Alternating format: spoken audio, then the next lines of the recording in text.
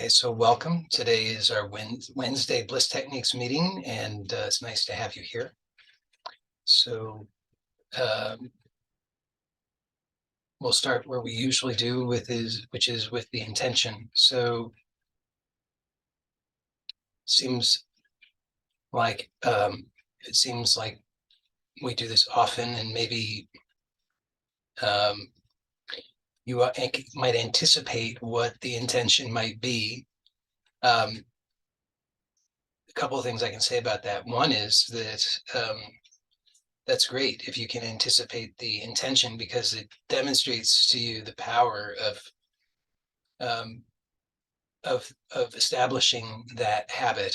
So the power of intention plus the power of habit combined is quite remarkable. In fact, that's what our entire lives are more or less made out of. So by establishing an intention and then repeating that regularly, perhaps daily, then that becomes the new pattern in our life. So the ability to anticipate what the intention is means that that pattern has been established, so that the groundwork has already been done. And so things become smoother and easier. It's like building a house. You have to have the foundation. Once you have the foundation, the rest of it is much easier. If you don't have a foundation, it's very difficult. So, um, so what is the intention? The intention here is a healing intention, and that is to restore our authentic sense of wholeness, which is to say, to know who we are. So the basic premise here is that who you are, who we are, is already that wholeness. So that from that wholeness that wholeness is the source of everything. But that wholeness has some intrinsic qualities, we could say. And so when we are able to recognize that wholeness as our source and substance, then those qualities naturally begin to express without us having to try. So what are some of those qualities? Well, there are things that are naturally quite desirable to us: peace, happiness, uh, wellness, ease, safety, abundance, prosperity. So these are the things that we tend to struggle for in our lives. We want them. We know that they're desirable, but we don't know how exactly to go about it. So we're going about it in all kinds of awkward, indirect, and generally not very successful ways. So you can just look and see how that's true in your life. I know it's true because it's just how it works. And the reason that those are ineffective is because we're starting from a position of ignorance and weakness. So it's like we're already up on the scaffolding trying to put in the windows of our house, but there's not even a foundation, much less walls. So of course, when we're starting from that place, then everything that we do, imagine you're up on the scaffolding, you're trying to put in the windows, but there's nothing to hold the window. So then what happens is injury and destruction and damage and chaos and frustration and all this kind of thing happens, and we keep scratching our heads and we say, why doesn't it work? Why can't I make any of this work? And so that's why we come back to the beginning every time. What is our intention? Our intention is a healing intention, which means that we come back to the very foundation, which is wholeness, which is who we are. So we start there, and then everything else follows. And as I've said, when we start there properly, when that's established clearly for us, then actually everything else flows quite effortlessly.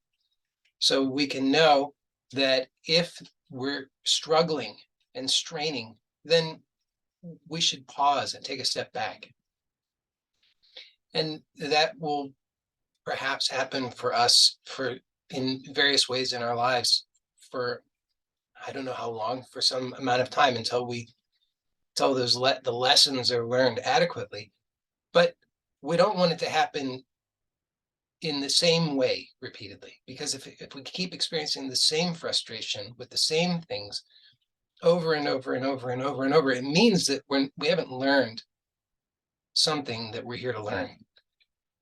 And so we want to come back to the foundation, and we want to see how it is that we've missed something, how we've been ahead of ourselves.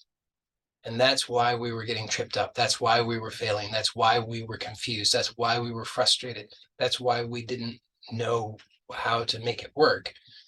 It was because we hadn't laid the proper foundation. So we come back to the foundation, which is wholeness. So we have to restore that proper sense, that authentic sense of wholeness. And that's our intention here. That's my intention for this meeting. And why is it Bliss techniques? Well, because we explore a variety of techniques to establish this proper sense of wholeness, our authentic identity as wholeness, and the nature of that wholeness is we're told is Sat Chit Ananda. So Sat means you could say it means truth. It means being. So being, we could say, and then Chit meaning, we'll say, consciousness, and Ananda, which is usually translated as bliss. So hence the bliss techniques. So the way that you can know, am I there? Am I figuring it out? Have I arrived at my wholeness? Is because it's natural. You already are. You don't have to strive to be. It's conscious, which means that you're aware. And what are you aware of? You're aware of yourself. And what is your nature? Your nature is Ananda, which the word is perhaps a little misleading if we translate it as bliss, because then we have a preconception of what bliss is based on some prior experiences. So we have to be willing to set aside what we think we know about bliss and discover the authentic reality of bliss. So let's take a moment to explore what that is. And that's very important in our process of healing, because again, we're not trying to produce something. We're not trying to create wellness or health or peace or prosperity. Because if we create it, then it's something that will also go away. So the nature of all things created is that they have a beginning, a middle, and an end. And that's not bad. That's not a problem inherently. But if we are looking for something permanent, and we're trying to establish something permanent in something that's created, we're going to have a hard time. So we want to first establish, what is it that already is permanent? So rather than trying to create it, we're always looking at what is already here. This is very important. And so when we look at the problems of our lives, so I'll invite you to consider the problems of your life, whatever they might be. They usually have to do with something to do with health, something to do with relationship, and something to do with a sense of prosperity or lack thereof. If you consider it, that sums up the problems that we have in life. It's health, relationship, and a sense of lack. And so the problem or problems that you have in your life, look and see how you to the degree that those problems seem to persist, to the degree that you have a sense of frustration or discouragement or despair or a variety of other sort of negative states around these problems, what I can say with confidence is that you are perceiving that there is if there is a solution, the solution is something that has to be done or created, or that something has to be fixed or repaired or built or undone or something of that sort. So what I'm inviting you to now is to go before that and notice that prior to that, there is actually already a problem-free, we'll call it state. Maybe not quite right to call it a state, but rather than me search for the exact right word, we'll just call it a state. So notice that that already is there. Now, you might not know exactly what I'm talking about, so let me point it out more clearly, just in case that will be helpful to you. You can notice, for example, that in deep sleep, so you have the experience of deep sleep, and in the experience of deep sleep, that problem doesn't exist. Then you have the experience of waking, and then at some point in the waking state, the problem seems to exist. But prior to that, in the deep sleep state, there's no problem. So we could say, in a sense, that this deep sleep state points to that which is prior to the problem. It's not exactly in and of itself what's prior to the problem, but it points to what's prior to the problem. And that which is prior to the problem, which is more obvious in the deep sleep state, that's already here now as well. And so you can actually notice, if you just observe your experience presently, that the problem comes and goes. You've probably noticed that. You've probably noticed it every once in a while, and it's probably more often than you think. The problem is not there, even during the waking state. No matter how persistent it seems to be, there have to be moments in which the problem's not there. Now, that moment might be very short in terms of time. Maybe it's half a second. Maybe it's half of a second. But it's there. And in fact, that's happening all the time. It's constantly going on. So notice that, and it might seem insignificant at first. It might seem like, how's that going to help me? But remember that what our aim is to discover and reestablish the authentic sense of wholeness. And I'm suggesting that wholeness is already here all the time, underlying everything, but we overlook it because our attention is stuck on something that is appearing and disappearing. And because it's like it's a wave. All of the appearance is a wave. It's an oscillation. So that's why it has a beginning, a middle, and an end. And it's actually doing that all the time: beginning, middle, end, beginning, middle, end, beginning, middle, end. It's a wave. It's oscillating. So we know that, like, for example, all that we see is light. So you can notice that that's true. You don't see anything that's not light. And light is frequency. And so we can actually measure the frequencies of all of the different colors that we perceive. Now, what does that mean? We don't necessarily always think about that, but what it means, literally, is that that's how many oscillations per second. I mean, over some amount of time, but we measure it in terms of seconds. So I think it's seconds. I think a hertz is a number of oscillations per second. Maybe it's per minute, but it's how many times that thing is vibrating So actually the color, the light, is appearing and disappearing.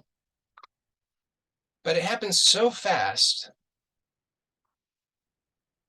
that we don't normally notice it. We think it's continuous. It appears continuous to us because we overlook the fact that it's actually appearing and disappearing, oscillating. I'll give you another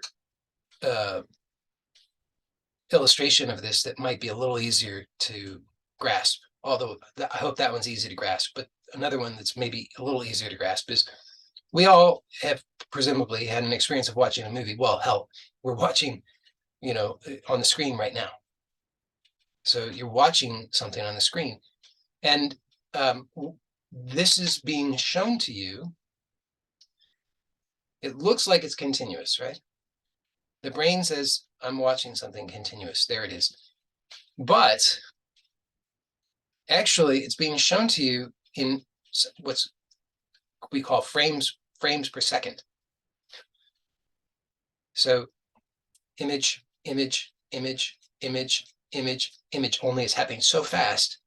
I don't know what the frame rate is for Zoom. Maybe, typical frame rates are like 30 frames per second. But I don't know what it is for Zoom. It could be more or less, but probably not more. And the 30 frames per second has been, it was established as an industry standard in a long time ago. I don't know all the history of it, but it was established as an industry standard, presumably because that produces a pretty good illusion. So if the frame rate is less, then it seems a little choppy. So then the suspension of disbelief is a little harder. Remember, any story requires a suspension of disbelief. So if we can eliminate some of the things that interfere with suspension of disbelief, then it's easier to believe in it.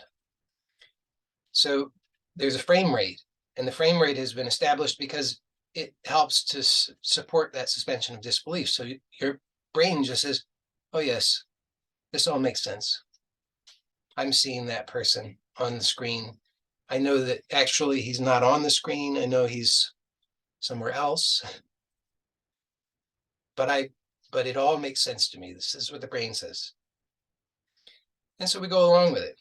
But actually, it's frame, frame, frame, frame. It's image, image, image, image, image, image happening probably around 30 seconds, 30 per second.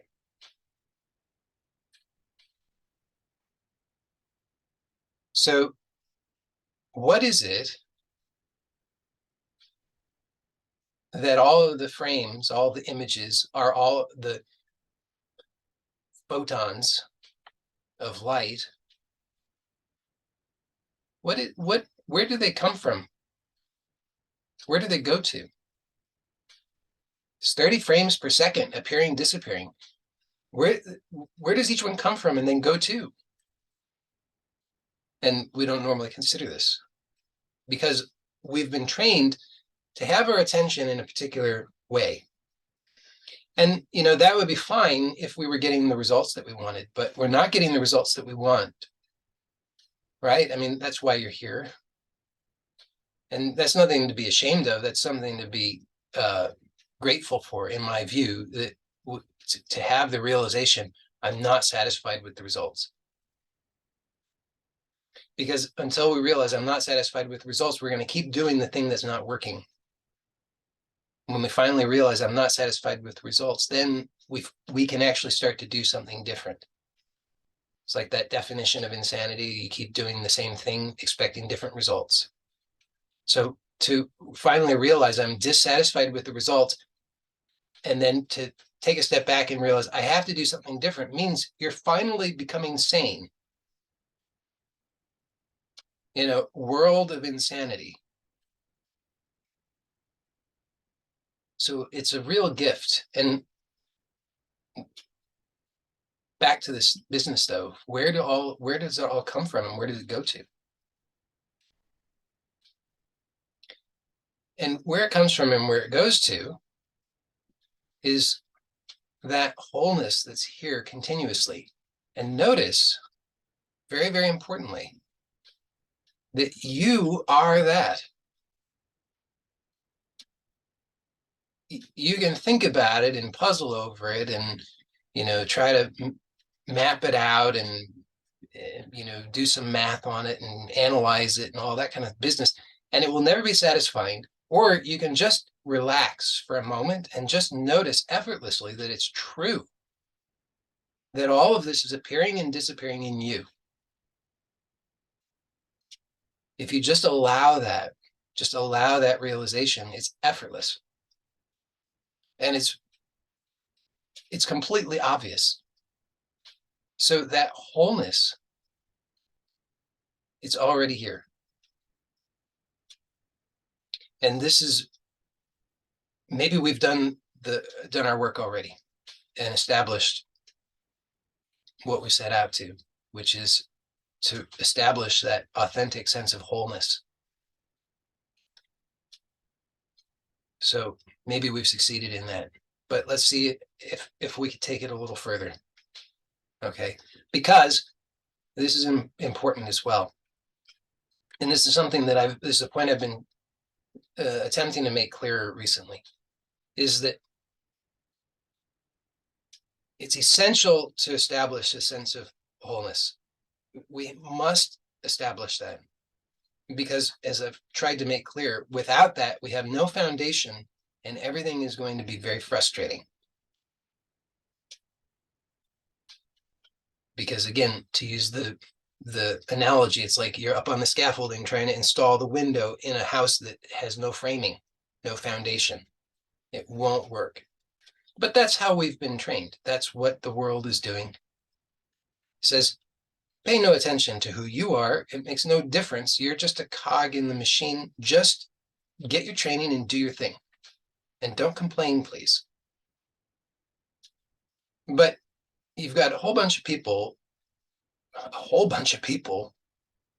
busy trying to install windows in non-existent buildings. And that's what the world presently calls success. But it's a terrible disaster. I mean, let's tell the truth about it. On an individual level and collectively, it's not a good situation. So we're here and we're realizing, okay, the emperor has no clothes. The building has no framing, it has no foundation. Everybody's insane. And even though they're still saying, go, go, go, go, go, go, go, I can't do that, right? There's something in you that's realized, I can't do that. It doesn't work. So we have to slow down and we look and we see, okay, I need to know who I am. I need to know what is real. I need to know what wholeness is. I need to know where that wholeness is. I need to know where the foundation is. Only then can anything make sense. Only then can there be anything that's meaningful or good. So perhaps we've established that. You can take a look again right now and notice that everything is coming and going in that wholeness, which is you. Now, this wholeness doesn't have a shape or form, doesn't have any boundary to it. So if you're looking around and you're saying, where's the wholeness? Where is it? I can't find it. Then you're looking in the wrong way. You have to just realize, well, I am that wholeness. Everything is emerging from me and returning to me. Every thought, every feeling, every sensation, every vision, everything is coming and going out of this wholeness. Now, one more thing to be clear about. When I say you, I'm not meaning your idea of yourself, because your idea of yourself also comes and goes. So again, you go think back to the experience of deep sleep. And you notice in the experience of deep sleep, there's no body there. The deep sleep experience does not emerge from a body. The body emerges from deep sleep. But you exist there. You're aware of the deep sleep. And you might say, well, I'm not sure about that. But of course you are, because you know, when you wake up, you say, I slept. So you're there. you're aware of the deep sleep, but there's no body there. There's no form there. There's no shape there. There's no boundary there. So there's you as wholeness. And this is still present now. It's just that there's a lot more activity going on, a lot more appearing and disappearing. But we need to come back to this over and over and over again to realize, okay, I get caught up in this activity. I get caught up in this identification, believing I am this and I have to do these things, and somebody's telling me to install this window. And you're saying, go up on that scaffolding and put it in that wall over there. And you say, I don't see a wall, but I guess I'll do what they say. And we can so easily get caught up in that. And I hope you understand what I'm saying. I'm saying all this stuff that we think, all these problems, all the things that we think we have to do, like, oh, I've got to make money, and oh, I've got to figure out how to be, pleasing to other people, and I've got to figure out how to, make this body be okay, and I've got to, figure out all these things. But then we're in a bad position when we start to believe those things, because then we're rushing about and getting all worked up, and it's all it's just a bad situation. So we come back to the sense of wholeness. But, and this is the point I said I was going to make, and I've been trying to make, which is that yes, that's necessary, but also too, there is a creation, there is an expression, and that is also real. It's not. We have to put the horse before the cart, so to speak, because if we say, well, it's only the appearance is real, then we've cut ourselves off. We have no foundation. But if we have a foundation and we insist none of the rest of it is real, that doesn't quite work, to put it mildly. Because then we still end up frustrated, because then we say, okay, I know that I'm wholeness, but it sure doesn't feel like it.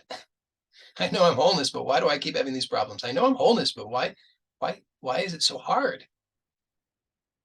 I know I'm wholeness, but why do I keep identifying in these painful ways? So actually, we're here for both. We must know ourselves as wholeness, and we're called to metaphorically build a house. So once we've established the authentic sense of wholeness, next, how do we allow for that to express? How do we allow for that to manifest, so that we can have the authentic expression, the authentic realization at all levels of that wholeness, as health, as abundance, as harmony, as peace, as love, as happiness? So we can start to see that there are these habits. Okay, so remember I said from the beginning, we have intention, we have habit. So we have these habits. These habits are the way in which it's the way in which the light moves. Okay, so the light moves in a particular way. If the light moves in a particular way, it produces a particular appearance. So, like, why is red red? Why is green green? It's because of the way it moves. If it moves at a particular frequency, then it appears in that way. Now, the light all of it is light, but when it moves in a particular way, it has a particular appearance. So the frequency determines the appearance in terms of the color that we perceive. And in the same sort of way, there are these habits, these pathways in which the light expresses, in which the light moves so that it produces particular experiences, particular images, particular movies, particular kinds of identity. And you know what those are because they're familiar. So all of the sense of problem, any habitual problems, those, there you go. I mean, that's it. Those are the habits. And you can see what they're made out of. They're made out of thoughts, images, sensations that combine in particular ways to give a sense of, it's a virtual reality. I mean, it's like, it's immersive. Because if it was only thoughts, then you'd say, it's just thought. If it was only images, you'd say, it's just images. It's only sound, you'd say it's only sound, etc. But when all of it is combined in a particular way, in a coherent way, then you say, wow, this seems real. So the habits establish the ways in which the light moves, the energy moves to produce a particular kind of configuration. And that's the habit. Now, obviously, to remake the point that I made earlier in a slightly different way, if you follow the habit and you're out, you recognize, okay, start at the source is wholeness, unbounded, no form, nothing here. And then there's a habit in which the energy expresses, and then we come out here, so to speak, and there's this coherent emergence of a virtual reality, an immersive reality. And in that we say, I've got all these problems. Then see how you're not in a very good position to make much change at that level because it's already established. It's like, you've got a block of marble, the marble's already been carved into the figure, and then you say, well, I wish it wasn't an elephant, I wish it was a dinosaur. Well, it's a bit late for that, isn't it? You can kind of like chip away the trunk and try to modify it, but how about we come back to the unformed? Then we're going to have a much easier time. But the thing is, we come back to the unformed, which is to say, this recognition that everything is emerging and resorbed into this wholeness. Now I'm realizing I have a habit of these problems. I don't want to have that habit of these problems. So I start with the intention. The intention is healing intention. But now I have to establish that as a habit. Only when it's established as a habit will the light naturally flow in that way, so that there will naturally be this expression without any effort. Because otherwise, it's just going to go the way that it's accustomed to going. So what we need to do is recognize what's happening. Be aware, be present. Notice, oh yeah, there it goes. There's how it becomes established. There's that feeling of something's off. And then if you keep doing that, you'll notice, well, it becomes a little clearer. What is it that's off? Oh, I know what's off. It's money. Money's off. And then it becomes even clearer. Oh yeah, it's money is off because of this thing here. Oh, then it's even clearer. It's money's off because of this thing here, and this long history of all of this problem. Now I've look at what I've got to do. That's one example. Health, relationship, any of these things, but it's the same basic pattern. There's just, it starts out with this just little sense of something's off. And then it builds, snowballs. All of the things are added on. Oh yeah, I remember that thing. That's why that thing happened. And then that led to this other thing. And then I had that problem. And then that problem got bigger. Oh yeah. And yesterday I had that other thing and I'll never overcome that one. And now I'm too old and to this and to that. And the world's out again to get me. And it becomes this big thing. And then if you try to fix that, forget about it. It's not going to happen. So we come back to this sense of wholeness. And I promise you, I really, really, really promise you, this is it. This is the key. There's so many other things that we can do. So many other things that can be supportive. And if you add up all those things, you do all those things, then it will get you to this eventually. But we can also just start here instead of doing all the other things to get here and then establish a better way. We can just say, okay, let's see what's really going on. With this as our basic, clear understanding, then yes, we can use the other things to support us. The affirmations, the breathing techniques, the somatics, all these other things, they're all helpful. But what really is going to make it very powerful is when we have the proper understanding, when we see it clearly, then those other things are icing on the cake. So we want to recognize that always this wholeness is here.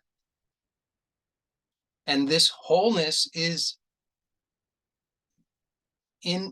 by its very nature is health. It is abundance. It is prosperity. It is wealth. Did I already say that? It is harmony. It is peace. It is intelligence. It is clarity.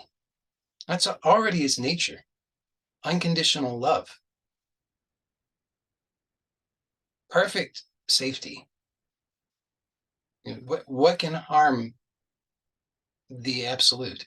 It's an impossibility. There's nothing outside of it. So when we recognize this, even just a little bit, even just a glimpse of it, then we're in a good position. Then we can start to make some actual change. But we have to be consistent about it. That's why I'm taking the time to hopefully clarify this so that we can understand the importance of the consistency.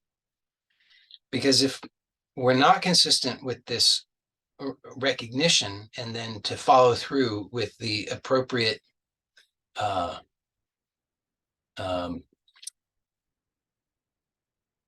call it process, which I'll get clearer on with you in a moment. But when we're consistent with that, then we see remarkable change, miraculous change. So the foundation is this authentic sense of wholeness, just to recognize I'm aware, and my nature is Ananda, this undifferentiated source of everything. Not even going to say the undifferentiated source of everything, because that makes it seem like it exists only in relative to everything. But on its own, It is, I am. So we recognize this, and then notice, okay, and there's a desire, a desire to experience myself, to know myself, to express myself truthfully, authentically. And this is the thing where up to that point, everything's fine.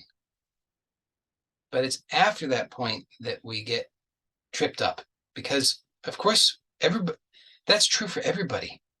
That has to be true. There's no way that that could not be true. That's fundamental. But then what happens is there's that desire to know myself, express myself. And then where the problem starts is we say, there's a problem. Something's off. So we want to catch ourselves right there, if possible. And what do we do? Just notice it. Because if you just notice it, then who's noticing it? You are. Who is that? Clearly, the source. So when we just halt it right there, instead of snowballing into the problem, of course, the seed of the problem is there, so it expands so rapidly. And that's where we normally get tripped up, because it's just like in a flash, we say, oh, but it's all already done. The problem is there. But if we just slow it down, we can notice, hold on a second, I don't know any of that is true. I actually don't know any of that is true. If you just close your eyes for a second, then you just tell the truth. You don't know anything about any of that. You don't know who is this person you're talking about. Where is this past that you imagine exists? And none of that's there.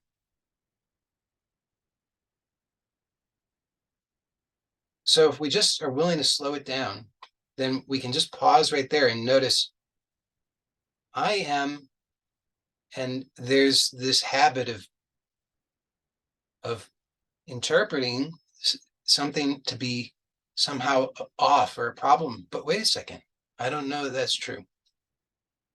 I don't know that's true, and I don't know any of the things that follow from that. I don't know that any of that actually is. The only thing I know for sure is that I am, and that I have a desire to know myself and express myself authentically. Now look and see that to know yourself, this desire, the fulfillment of the desire to know yourself and express yourself authentically, what could that possibly be? What could the fulfillment of that be other than bliss? It couldn't possibly be anything else. You know that that's true, because if you imagine anything else other than that, it's not satisfying. You say, I have a desire to know myself and express myself, and the end result of that is going to be frustration. No way. Or I have a desire to know myself and express myself authentically, and the end result of that is going to be hatred. What? It can't possibly be true. The only thing that could possibly be true is that, and I say bliss, but we could use a different word. We could say, I have a desire to know myself and express myself, and the result of that is fulfillment. The result of that is contentment. The result of that is happiness. The result of that is peace. The result of that is love. You see what I mean? Like, that is true, and you know it's true without having to think about it. It's so crystal clear. There's no way that it could be anything other than that. That's what all of the problem actually arises from, is because there's a conflict with what you know to be true fundamentally. You know fundamentally that what you desire, your fundamental desire, must be fulfillment. And then you keep projecting something other than that. Of course, that's going to be dissatisfying. So we just keep coming back, and we recognize, oh yeah, there's that habit. Hold on, relax. And when we do that, there's remember I said everything that's created has a threefold qualities to it: beginning, a middle, and an end. So what happens is the the beginning and the end are, if it has a beginning, it's going to have an end, guaranteed. The only question is, how long is it going to be sustained? Now, if you don't like it, how long do you want it to be sustained? And the answer to that is not at all. But what normally happens is it has a beginning, and we say, oh, no, a problem. And then we say, oh, no, I'm afraid it will never end. And so we just keep it alive, struggling with it. What am I going to do? How am I going to fix it? When will it end? How do I, and we drive ourselves crazy, but we're sustaining it. That you are the fundamental source. So that threefold power, creation, sustenance, and destruction, exist inherent in you. It seems so simple, and yet it's the most fundamental thing to recognize. I am, and that out of this existence that I am emerges everything that emerges, has these threefold qualities. They must exist in me, that they can't exist elsewhere. They only exist in me. So when I want the end of something, all I have to do is rest. You see how powerful that is? All you have to do is rest, and notice it ends. It's sometimes a little bit more complicated, because then, there's this whole business that the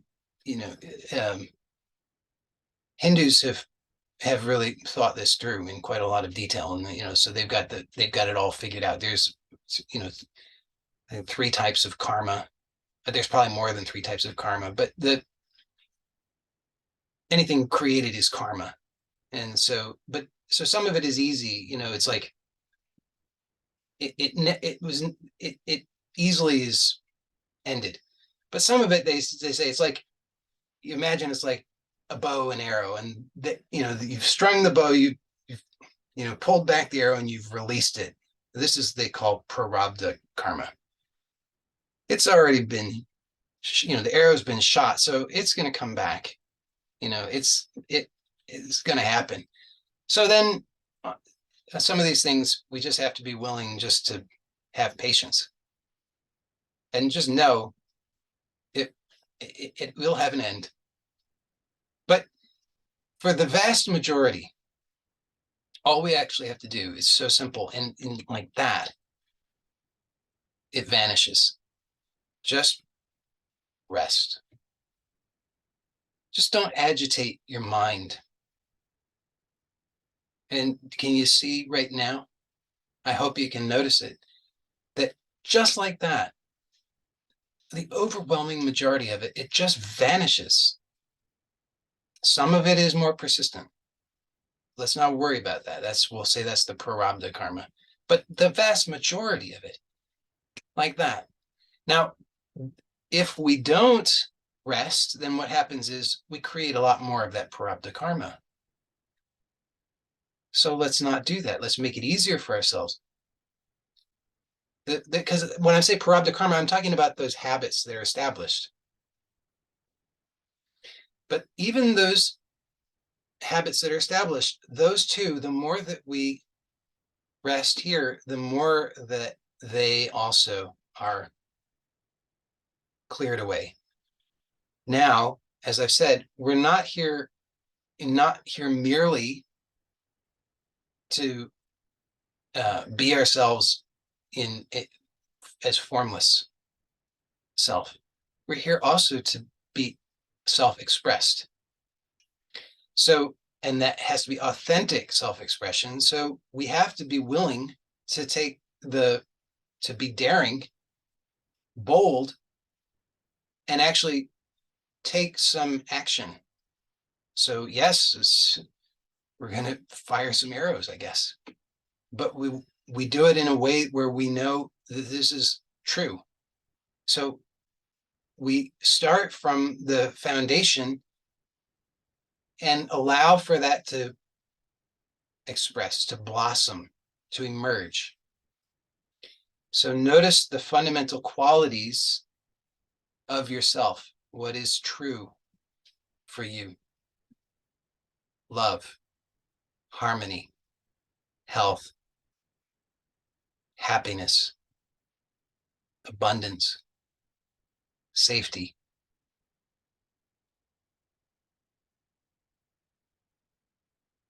You use your own words, whatever they might be. It's doesn't have to be limited to the words that I use. The words are just words, but they point to something authentic self-expression. And rather than having to figure out, okay, now what do I, what's that going to look like? How do I do it? Why don't we just stay with that and allow that to emerge? And naturally, organically, it does. And then the steps present themselves. You'll see that it just happens. So these habits are still there. We tend to say, oh, but health. Let's say health. Okay. So say, I notice myself as this source. And I notice that my true, authentic self-expression has to be fulfillment, peace, happiness, joy, and true wellness at all levels. The ease, the ability to, if my nature is such at Ananda, so to be is my nature, to be at all levels, to be at the formless, boundless level, to be at the level of mind, to be at the level of energy, to be at the level of the physical body. And for that same ease and that same Ananda to express through all levels. So then, but the thing is, then we have this habit, we say, oh yeah, but I have these problems, I have this pain and I've got this ache and I've got this discomfort and I've got this disease and I've got this thing and that thing and whatever. And so we've come to accept those and then we're trying to work around them. And I'm saying, wait, no, come back. And just every time you notice that that's happening, just come back and just say, I notice myself as Satchit Ananda. Prior to all of it, prior to the emergence of the appearance of the problem, I am this. The problem emerges from this. And the problem can resolve into this. And I can demonstrate that right now, just like that. The problem emerges and then disappears into this. And even if it's just for a half a second, I can recognize this. Now, what is the true fulfillment? What is that true, authentic self-expression? Health, wellness, at all levels, to experience harmony, flow, ease, comfort, peace. And then there'll be some, out of habit, it will say, well, but I'm not experiencing that. There's some discomfort, there's some problem, there's some, this, that, and the other. Okay, come back. It's just like pruning. Okay, prune that. Come back. I know that I can recognize this source from which everything is emerging. And it effortlessly swallows all of that when I allow it. So that then I can tell the truth. Who am I expressed? Love, peace, ease, flow,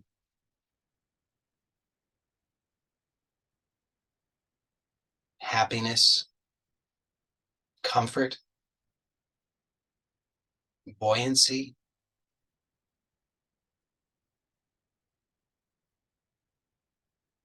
suppleness.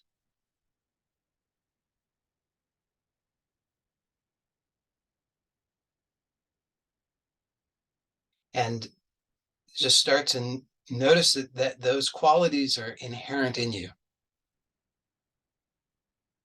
And then maybe some objection arises again and says, oh, no, there's still a problem. Okay, come back.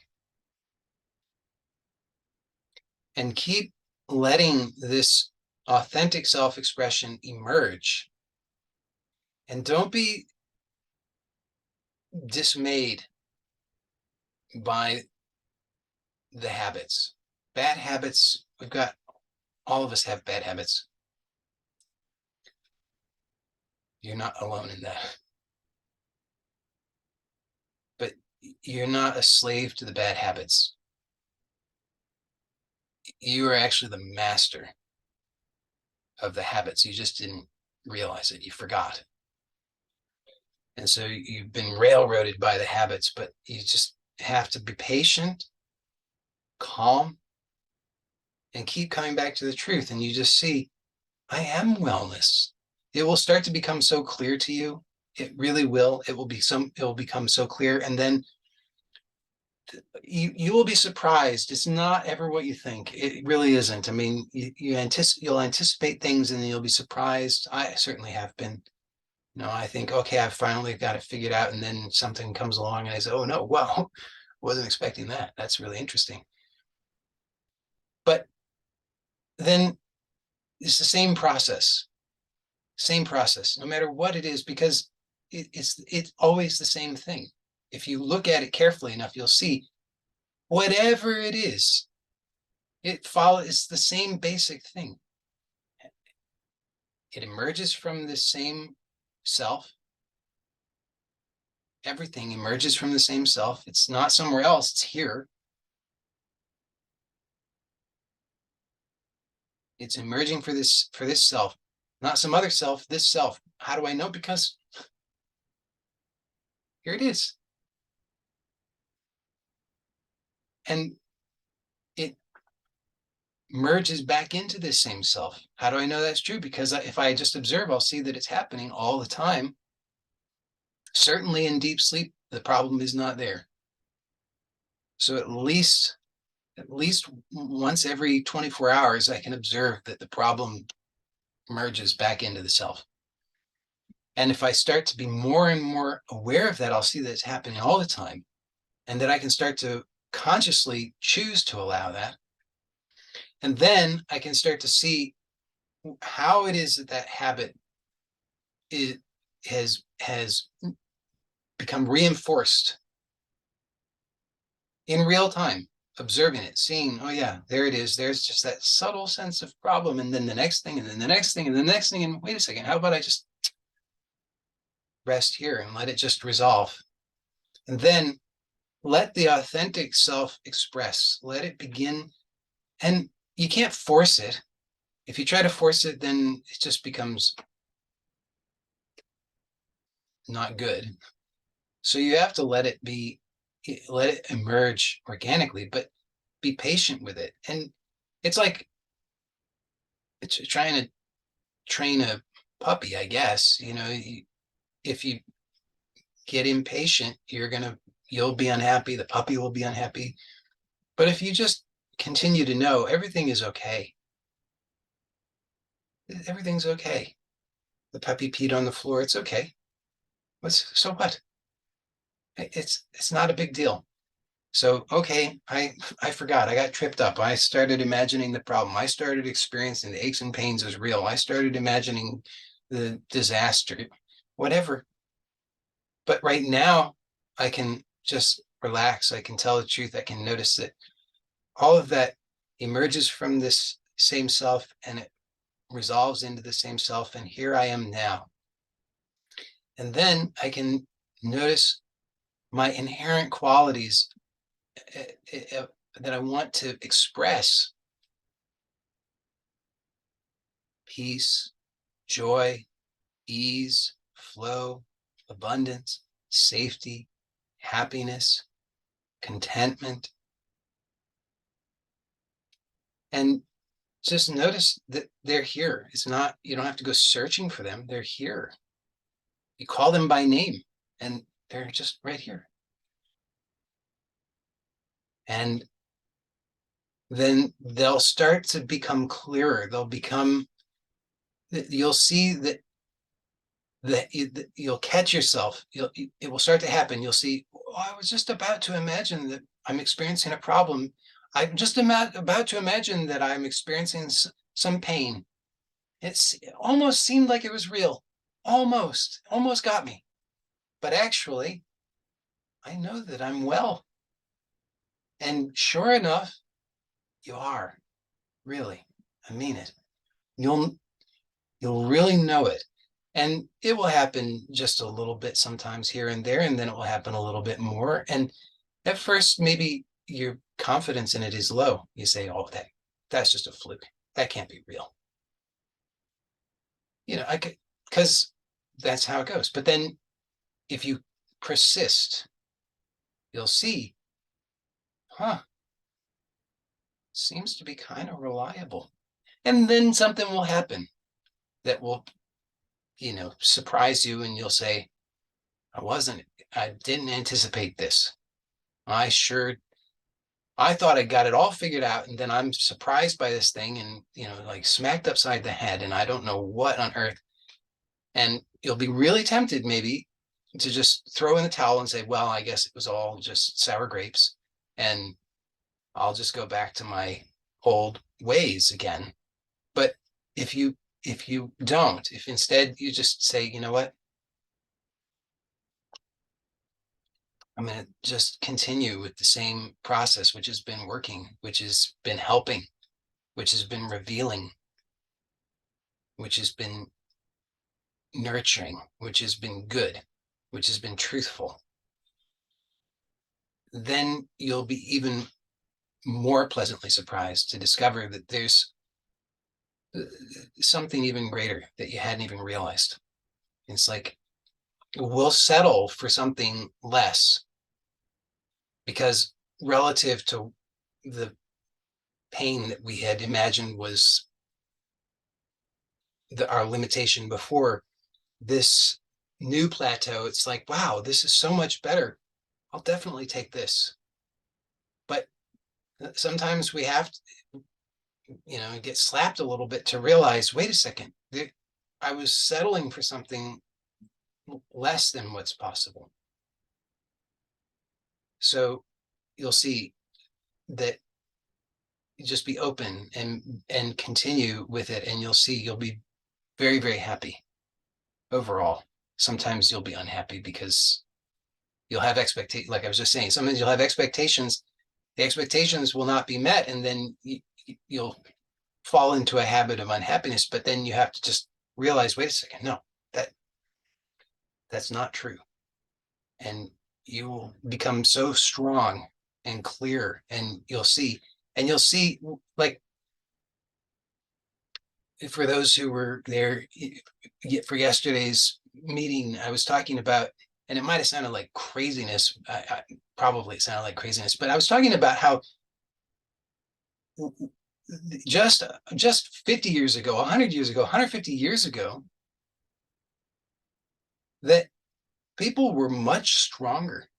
People were much greater. People were much healthier, much more vibrant, I mean, across the board. And you look at what people did just on a daily basis, how much people were able to accomplish, and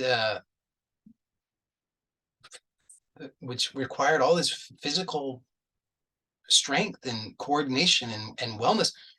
And then you look at how things are today, and it's definitely not because anything has deteriorated in the human body. What's happened is we've just come to accept something very limited, and we don't have to accept that. We can open to something really much more authentic, real, and then the sky's the limit, really. So whatever limitations you have accepted, whatever excuses you've made for those, I'm challenging you and inviting you to sincerely apply the process and discover what's really true and possible, and then to be bold and accept it and express it. And together we can we can discover something really wonderful. Not just for ourselves, but for everybody. Because what if one of us does it, then, because this happens, there's read Autobiography of a Yogi. If you've not read it, then do read it. And then you see what you think about that. You'll see what you'll say. Well, your mind will say, "Oh, that can't be." But what if it is true? What if it really is true? And I'm saying it is.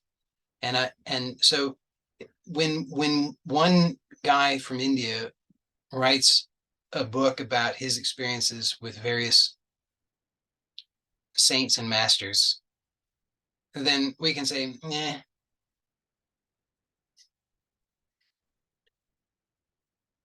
But if you start to experience it yourself, and then somebody else who's also experiencing it, and then somebody else also who's also experiencing it, and then maybe somebody else, at a certain point you start to realize, wow, I really was living in the dark. I really was. Not only was I living in the dark, but willfully so. I was doing it to myself. But now I can lift the veil of ignorance, and I can allow for so much greater so much greater happiness, peace, clarity, wellness, abundance for myself and for everyone. And wouldn't that be nice? I really sincerely believe it would. And that's what I want for myself, for my children, for my neighbors, for my community, for the world. And I know that that's possible. And it starts with each of us. So that's my invitation to you. Thank you as always for joining me. Blessings to you all. And for those who are here live, if you have any questions or comments, I'm happy to stay on for the Q&A, but I'm going to end this recording now.